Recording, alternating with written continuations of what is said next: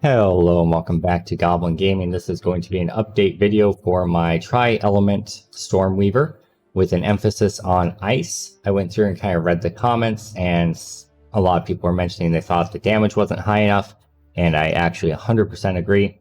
I went through and leveled up a Deadeye up to like level 86 or 87 so I could get a better idea of what the endgame felt like in tier 15 maps and such. And then I went back to my Stormweaver and reworked a lot of things.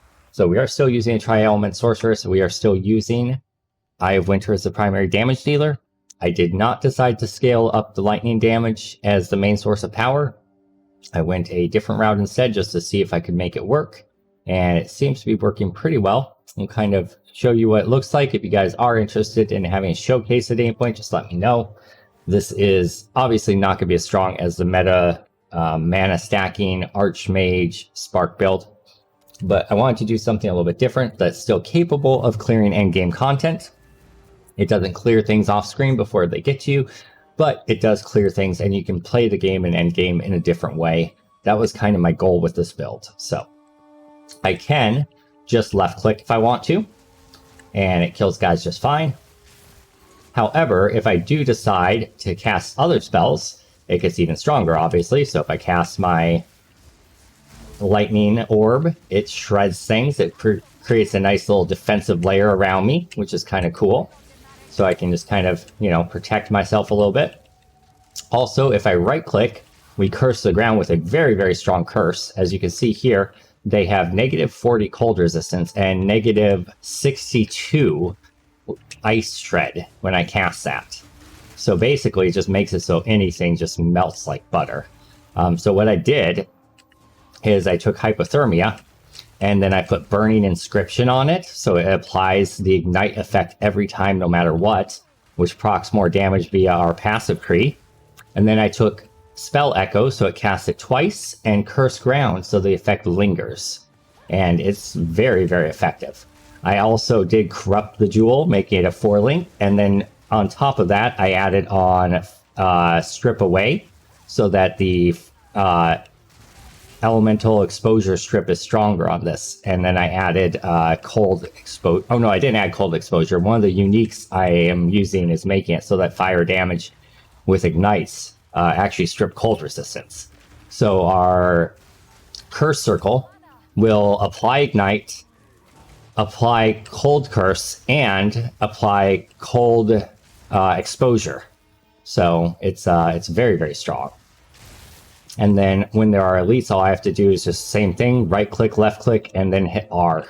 And, everything just kind of melts.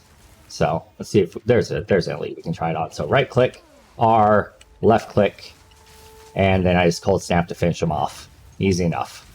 I don't even really have to do the lightning orb. I think, honestly, that should really just be saved for bosses, because I don't think it's really necessary otherwise. I forgot to add them in, but usually I just switched to Lightning Orb. I was using Spark for a little bit. It didn't feel very good, so I switched back to Lightning Orb. I did discover that if you put Font of Mana and Font of Life on your Lightning Orb, it will actually create that little aura that restores life or restores mana to you, which is pretty dope. So, yeah, as you can see, it clears pretty well. This is a T15 map. It's juiced up.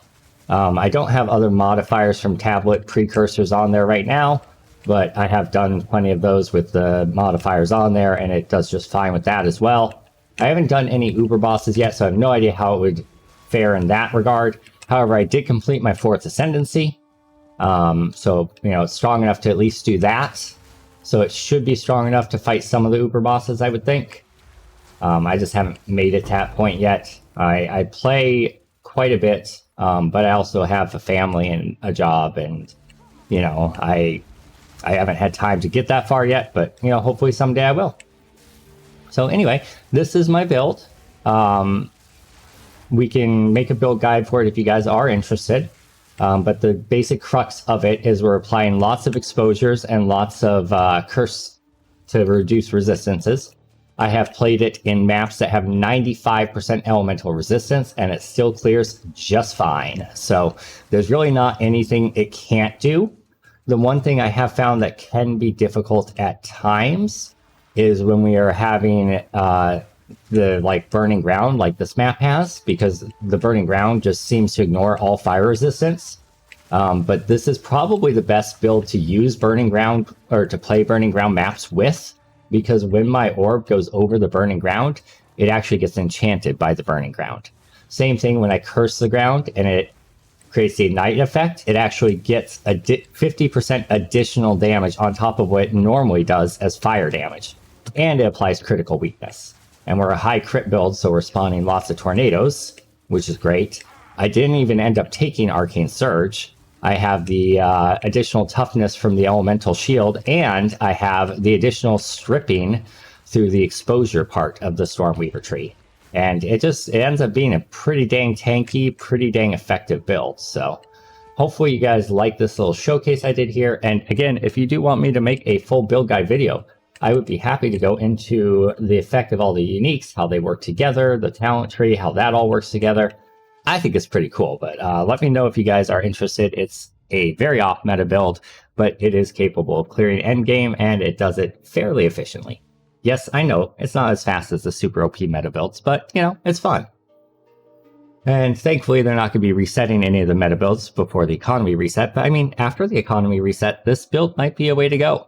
We'll see. Anyway, talk to you guys later.